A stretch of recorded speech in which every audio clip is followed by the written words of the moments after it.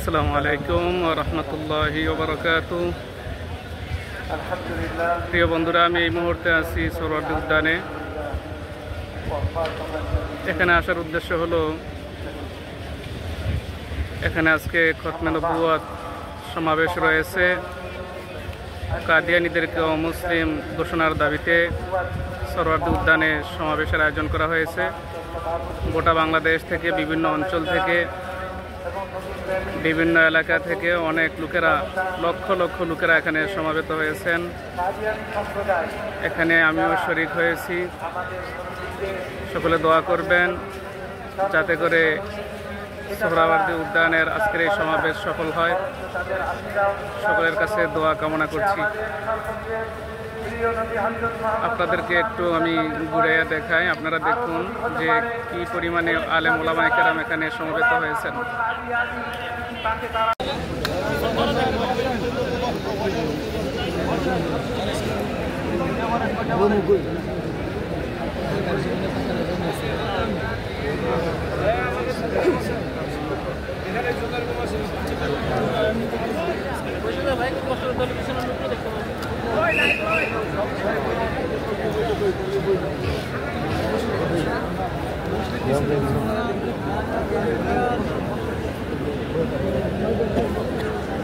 ভাই, আমরা দেখছি আমাদের এখানে যারা ভলান্টিয়ারের দায়িত্ব। এই যে প্রিয় দর্শক, দেখেন কত মানুষ এখানে উপস্থিত হয়েছে। দলে দলে লোকেরা আসতেছে। আমাদের নবী হলেন সর্বশেষ নবী, আমাদের নবীর পরে আর কোনো নবী নাই। এটাই হচ্ছে আমাদের দাবি।